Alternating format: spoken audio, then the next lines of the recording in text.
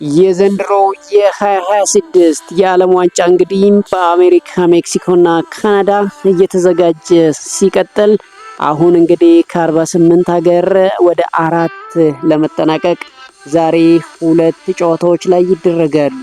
ትላንትና ስፔን እንግዲህ ቤልጅየምን አሸንፋ ወደ ቀጣዩ ዙር ማለፏን አረጋግጣለች። ዛሬ እኩለ ሌሊት ላይ እንግሊዝ ከኖርዌይ እንዲሁም 10 ሰዓት ላይ ሌሊት አርጀንቲና ከስዊዘርላንድ ጋር የሚያደርጉት ጨዋታ ሁለቱን ክለቦች የሚለይ ይሆናል። ቀደም ብላ ፈረንሳይ 4ቱን መግባቷን ተመልክተናል። እንግዲህ ከ48 ሀገራት አሁን ወደ 4 የሚወርድበት ክስተት እና ጊዜ ላይ ደርሰናል። ዛሬ ሌሊት ሁለቱን እንግዲህ የፈረንሳይና የስፔን ተጋጣሚያቸውን ያው እርስ በርስ እንደሚገናኙ ታውቋል። ዛሬ ደግሞ በሌላኛው መስመር እንግዲህ የሚፋለሙት 2 ክለቦች የሚታወቁ ይሆናል። ስለዚህ ጨዋታ አንዳንድ ነገር እንላለን። የኢትዮጵያ የሴቶች ብሔራዊ ቡድን ለዓለም ዋንጫ ለማለፍ እንግዲህ አንድ ጨዋታ ብቻ ይቀረዋል። ስለዚህም የምነግራችሁ ነገር አለ። ስለ ሊዮኔል ሜሲም አንዳንድ ነገር እንላለን። ትላንትና የማንቸስተር ዩናይትድ ግብ ጠባቂ ኳስ በመጥፋቱ ነው እንግዲህ ስፔኖች ጎል ያስቆጠሩት። ቤልጂየም ሁሴን ላሜንስ እንግዲህ ኳሷን ተፍቷታል። ስለዚህ ግብ ጠባቂ ቲቦ ኮርቶ የተናገረው ነገር አለ። ስለዚህም የምነግራችሁ ነገር አለ። በስፔን ብሔራዊ ቡድን የስፔኑ ኤርሊንግ ብሮት ሃላንድ እንግዲህ እንመለከተዋለን። ማይኬል ሜሪኖ ተጫዋች በደቂቃዎች ውስጥ እየተቀየረ እየገባ ጎል እያስቆጠረ ለስፔን ደራሽ መሆኑን አስመስክሯል። በአርሰናል ቤትም ምን ያህል አስፈላጊ እንደሆነ ተመልክተነዋል። በዳኝነቱ ዙሪያ እንግዲህ በዓለም ዋንጫው የዳኝነት ጉዳይ አሁንም እያነጋገረ ይገኛል። የስዊዘርላንዳዊ ብሔራዊ ቡድን ስለ ዳኝነቱ የተናገረው ነገር አለ። ይህንን ትሰማላችሁ። ውድ የማዩ ስፖርት ተከታታዮች ዛሬ ዕለተ አርብ ምሽት ላይ ተገኝተናል። ቻናላችንን ሰብስክራይብ፣ ቪዲዮዎችን ላይክ አድርጋችሁ እንድታበረታቱን በአክብሮት እንጋብዛለን። በቅድሚያ ግን ትላንትና የተደረገውን ጨዋታ ከማየታችን በፊት የኢትዮጵያን የሴቶች ብሔራዊ ቡድንን ጉዳይ እናንሳ። የኢትዮጵያ ሴቶች ከ17 ዓመት በታች ብሔራዊ ቡድን ለዓለም ዋንጫው ለማለፍ እንግዲህ 90 ደቂቃ ብቻ ቀርቶታል። ቡድኑ ለዚህ ጨዋታ የሚያደርገው ዝግጅት በአሰልጣኝ ረውዳ አሊ የተመራ ጠንካራ ቅድመ ዝግጅት እያደረገ ይገኛል። በመጀመሪያው ዙር ዛምቢያን እንግዲህ ከሜዳ ውጭ 2-1 ሽንፈት የገጠመው ብሔራዊ ቡድኑ እሁድ ውጤቱን ለመቀልበስ ወደ ሜዳም ይገባሉ ተብሎ ይጠበቃል። እንግዲህ ውድለት 9 ሰዓት ላይ በአበበ ቢቂላ ስታዲየም ጨዋታዎች ሲደረግ ለተመልካች መግቢያ በነፃ መሆኑ ይፋ ተደርጓል። ስፖርት የሚወዱ ህብረተሰብ ታሪክ ለመስራት የተቃረበውን ብሔራዊ ቡድኑን ስታዲየም ገብቶ እንዲያበረታቱ እንግዲህ ጥሪ ቀርቦለታል። የኢትዮጵያ ብሔራዊ ቡድን በወንዱም በሴቱም ከ17 ዓመት በታች ጠንካራ ተፎካካሪ እንደሆኑ በአንድ በሌላ እያስመለከቱ ይገኛሉ። ነገስ እንግዲህ ምን ያደርጋሉ የሚለው በጉጉት ይጠበቃል። ጨዋታ እንግዲህ እንድትመለከቱት ጋብዘናችኋል። በዓለም ዋንጫ ሩብ ፍጻሜ ስፔን ከቤልጅየም ያደረገች ጨዋታ 2-1 በመጠናቀቁ ስፔን እንግዲህ ወደ ቀጣይ ዙር አልፋ ቀጣይ ማክሰኞ ዕለት ምሽት 4 ሰዓት ላይ በቴክሳስ ዳላስ ስታዲየም ከፈረንሳይ ጋር የምታደርገው ትንቅንቅ በጉጉት ይጠበቃል። እንግዲህ የስፔንን ግቦች እንግዲህ ፋቢያን ሩይዝ እና ማይኬል ሜሪኖ አስቆጥረዋል። እንግዲህ ማይኬል ሜሪኖ በተከታታይ ጨዋታዎች ተቀይሮ እየገባ ስፔንን ወሳኝ ጎል እያስቆጠረ ይገኛል። እንግዲህ ይህ ተጫዋች ለስፔኖች አሁን ወሳኝ መሆኑን ኤርሊንግ ብሮት ሃላንድ በኖርዌይ አስፈላጊ እንደሆነውላ ማይክል ሜሪኖም ደግሞ በሀገሩ በጣም አስፈላጊ እንደሆነ እየተመለከተ እንገኛለን። ሜዳ ውስጥ የሚቆየው ሰዓት ጥቂት ነው። ለነገር ግን ለሜዳው ለክለቡ የሚያደርገው አስተዋጽኦ በጣም አስፈላጊ ነው። እንግዲህ ማይክል ሜሪኖ ለሀገሩ ግልጋሎት በሰጣቸው ጨዋታዎች ቁልፍ ሚና እየተጫወተ ይገኛል። ስፔን በአስፈላጊው ሰዓቷ የሚገኘው ማይክል ሜሪኖ ያለፉትን 3 ጎሎች ወሳኝነታቸው የጎላ መሆኑን ተመልክተናል። 119ኛ ደቂቃ ጀርመን ከዩሮ 2024 ውድድር ውጭ ያደረገች ግብ አስቆጠረ። 92ኛ ደቂቃ ላይ በጥሎ ማለፍ ፖርቹጋልን ከውድድር ውጭ ያደረገች ጎል አስቆጠረ። 88ኛው ደቂቃ ላይ ትላንትና ቤልጅየምን ከውድድር ውጭ ያደረገች ጎል አስቆጠረ። ማይክል ሜሪኖ እንግዲህ በትላንትናው ጨዋታ ተቀይሮ ከገባ 1 ደቂቃ ከ17 ሰከንዶች በኋላ እንግዲህ ወሳኙን ጎል ማስቆጠር ችሏል። ስለዚህ ተጫዋች እንግዲህ አሰልጣኙ የተናገሩት ነገር አለ። የስፔን ብሔራዊ ቡድን አሰልጣኝ ሉዊስ ዴላ ፎንቴም ግብ አስቆጣሪው ማይክል ሜሪኖን በደንብ አድርገው አወድሰውታል። ሜሪኖ ብዙ ጥንካሬዎች አሉት የሚሉት አሰልጣኙ በዓለም ላይ ካሉት ምርጥ ተጫዋቾች አንዱ ነው። ከብሔራዊ ቡድኑ ዓለም ዋንጫ ጨዋታ ላይ እንግዲህ ምን ያህል ጠንካራ እንደሆነና የአጨዋወት ዘይቤ ጋር ተዋህዶ እንዳለ ተናግረዋል። ስለ ቀጣይ ተጋጣሚያቸው ፈረንሳይ ሲናገሩ እኛ ብቻ ነን በተከታታይ 2 ጨዋታዎችን ማሸነፍ የቻልነው ሲሉ የቡድናቸውን ጥንካሬ ገልጸዋል። ስፔን እንግዲህ ከዚህ ቀደም ፈረንሳይን ከዩሮ ግማሽ ፍጻሜ እንዲሁም ከኔሽን ሊግ ግማሽ ፍጻሜ ውጪ ማድረግ ችላ ነበር።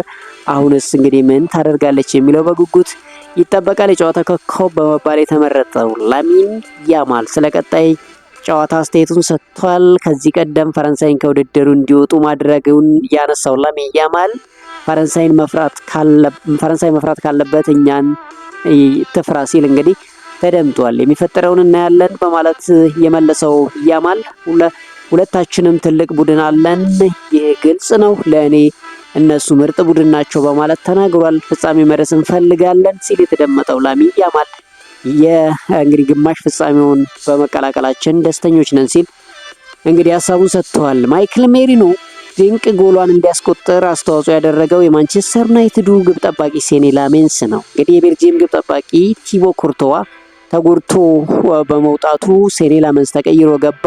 ያቺ እንዲሰናበቱ ምክንያት የሆነችው ጎል በሱ ምክንያት ተቆጠረች፣ ኳሱን ስለተፋ። እንግዲህ ቲቦ ኩርቶዋ ስለዚህ ግብ ጠባቂ አስተያየቱን ሰጥቷል። ለቡድን አጋሩ ያለውን ድጋፍ ከጨዋታው መጠናቀቅ በኋላ በሰጠው አስተያየት ገልጿል። ቲቦ ኩርቶዋም በጨዋታው ባጋጠመው ጉዳትን በሴኒ ላሜንስ ተቀይሮ ወጣ። ሴኒ ላሜንስ ድንቅ ግብ ጠባቂ ነው የሚለው ቲቦ ኩርቶዋ ከፊት ለፊቱ ብሩህ ጊዜ ይጠብቀዋል ሲል እንግዲህ ተናግሯል። ሶስተኛ የብሔራዊ ቡድን ጨዋታውን ያደረገው ሴኒ ላሜንስ ኩባርሲ ከርቀት የመታበትን ኳስ ሲመልስ እንግዲህ ማይክል ሜሪኖ ደርሶ ግብ ሊያስቆጥርበት ችለዋል። እንግዲህ ላሜንስ መተቸት እንደሌለበት የገለጸው ቲቦ ኩርቶዋ ወደ ሜዳው ደረቅ ነበር፣ እሱ ድንቅ ግብ ጠባቂ ነው፣ ከዩናይትድ ጋር ጥሩ ጊዜ ያሳልፈዋል፣ ዛሬ ያጋጠመው ነገር አይገባውም ሲል ቲቦ ኩርቶዋ ለወጣቱ ማንቸስተር ዩናይትድ ግብ ጠባቂ እንግዲህ አስተያየቱን እና ድጋፉን ሰጥቷል። የዓለም ሻምፒዮኗ አርጀንቲና አሰልጣኝ ሊዮኔል ስካሎኒ ከዛሬ ምሽቱ ተጠባቂ ጨዋታ በፊት እንግዲህ ቡድኑ ላይ ከዳኝነት ጋር ተያይዞ ለሚነሱ ቅሬታዎች ምላሽ ሰጥተዋል። ይህ አዲስ ነገር አይደለም፣ ከ40 ዓመት በፊት ጀምሮ አርጀንቲና በዳኛ ትታገዛለች ይባላል ሲሉ እግር ኳስን መረዳት ከጀመርኩበት ጊዜ አንስቶም አርጀንቲና ሁሌም ቢሆን ውድድሩን አስደሳች ከሚያደርጉ ሀገራት አንዷ ነች ሲሉ መልሰዋል። አሰልጣኙ አክለውም ይህ አንድ ማሳያ ለተጫዋቾቼ አርጀንቲናን እንዳታሸንፍ የሚፈልጉ ሰዎች እንዳሉ ለማሳየት ተጠቅሜበታለሁ፣ አሁንም እጠቀምበታለሁ ሲሉ እንግዲህ አስተያየታቸውን ሰጥተዋል።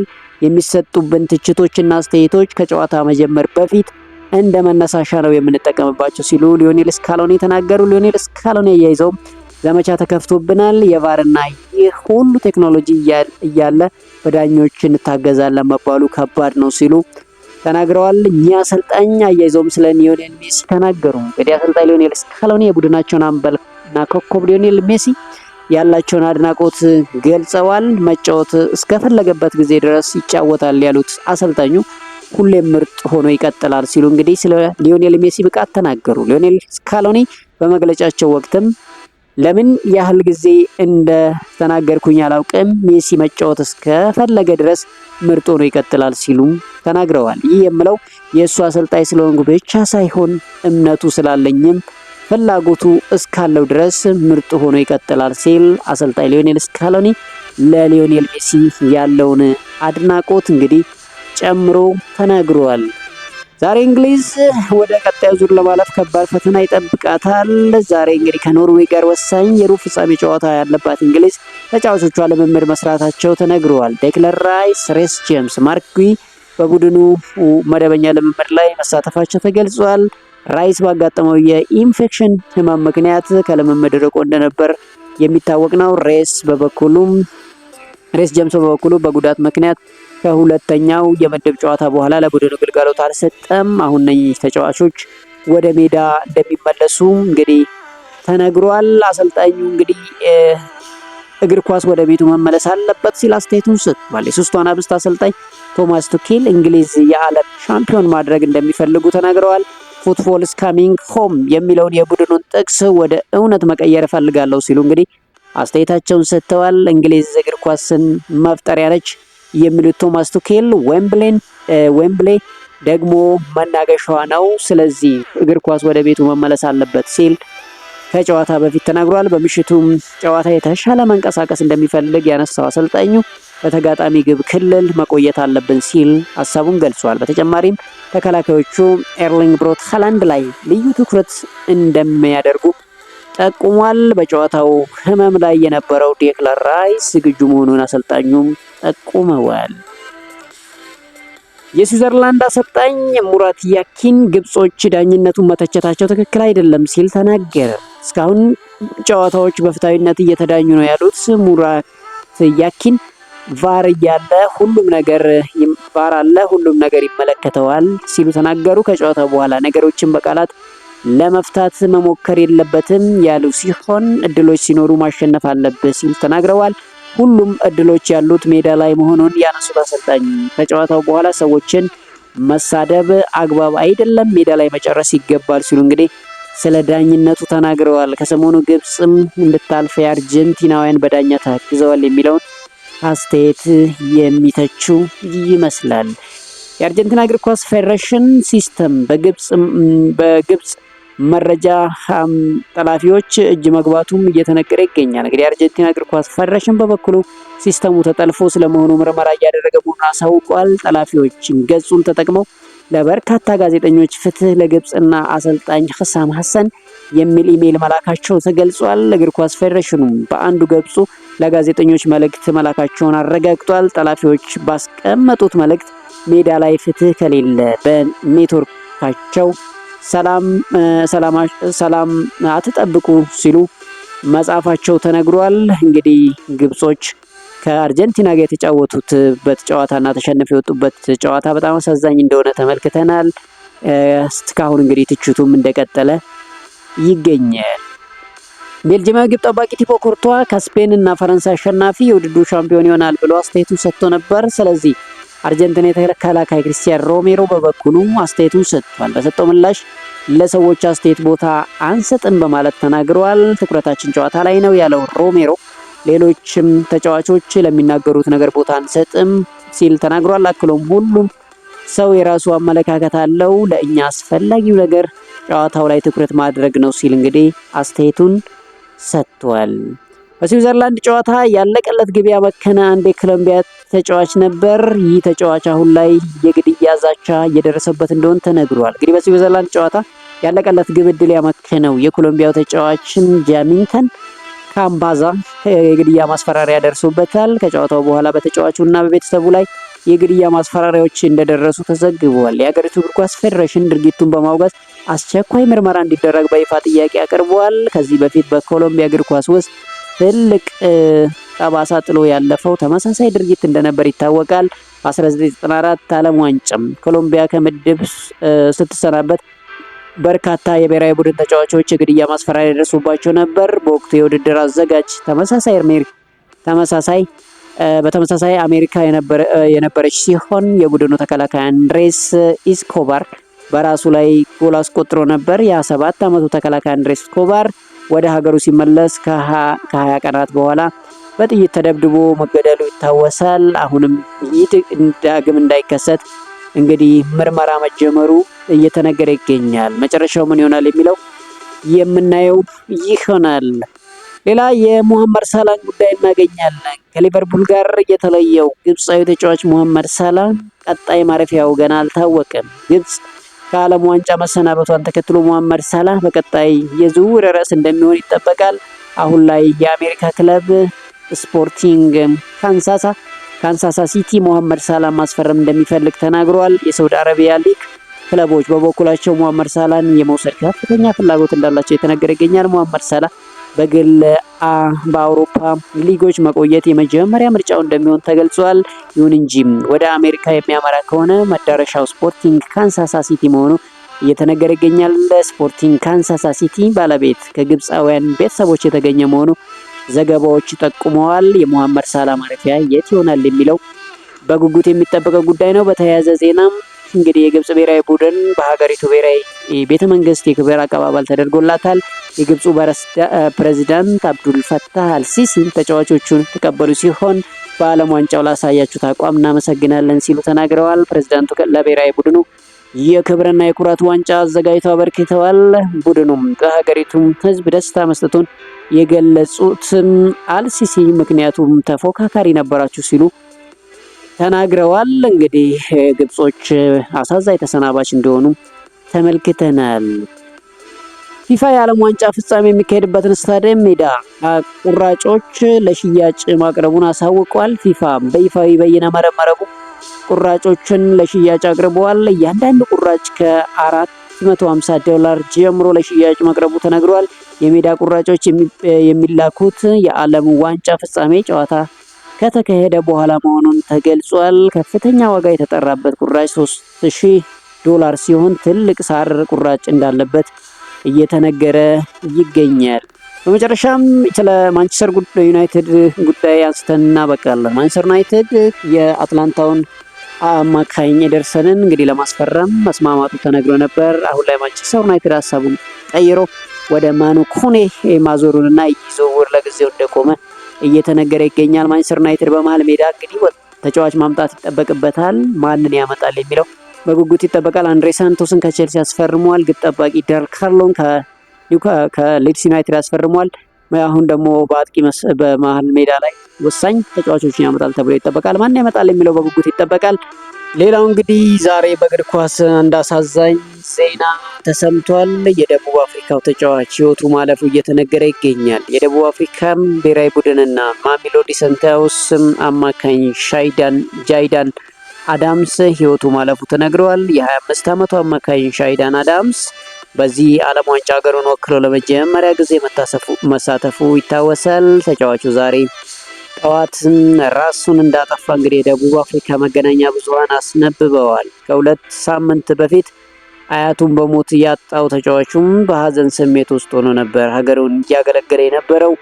እንግዲህ አሁን ላይ ራሱን ማጥፋቱም እየተነገረ ይገኛል። ሌላው የቀድሞ የማንቸስተር ዩናይትድ እና የቼልሲ ተጫዋች አሌሃንድሮ ገርናቾ እንግዲህ የቼልሲ ስብስብን እንደማይቀላቀል እየተነገረ ይገኛል። አሌሃንድሮ ገርናቾ ለቅድመ ውድድር ዝግጅት የቼልሲን ስብስብ እንደማይቀላቀል ተገልጿል። ተጫዋቹም ሌላ ክለብ እንዲያፈላልግ በክለቡ ፈቃድ እንደተሰጠው እየተነገረ ይገኛል። የ2 ዓመቱ አሌሃንድሮ ገርናቾ ባለፈው ዓመት ከማንቸስተር ዩናይትድ በ40 ሚሊዮን ፓውንድ ቼልሲን መቀላቀሉ ይታወሳል። አሁን ላይ ግን በቂ የጨዋታ ሰዓት ለማግኘት በማሰብ ክለቡን መልቀቅ እንደሚፈልግ ተገልጿል። ቼልሲ በበኩሉ በቋሚ ዝውውር ብቻ 50 ሚሊዮን ዩሮ ከቀረበለት አሌሃንድሮ ገርናቾን ሊሸጥ እንዳሰበ እየተነገረ ይገኛል። እንግዲህ አሌሃንድሮ ገርናቾ የአምና ላይ ከዩናይትድ ናፖሊ እንደሚፈልገው እናውቃለን። ዘንድሮ እንግዲህ ናፖሊ ምናልባት ይህንን ተጫዋች ከቼልሲ የሚፈልግበት አጋጣሚ ካለ 50 ሚሊዮን ዩሮ ከፍሎ መውሰድ እንደሚችል እየተነገረ ይገኛል። ውድ የማዩ ስፖርት ተከታታዮች ለዕለቱ ያዝነላችሁ አጫጭር ዜናዎች እነኝን ይመስላሉ። ዛሬ የሚደረገውን ጨዋታን ማን ያሸንፋል የሚለውን ግምታችሁን በኮሜንት ሴክሽን አጋሩን። ቻናላችን ሰብስክራይብ፣ ቪዲዮአችን ላይክ አድርጋችሁ እንድታበረታቱን በአክብሮት እንጋብዛለን። መልካም ምሽት።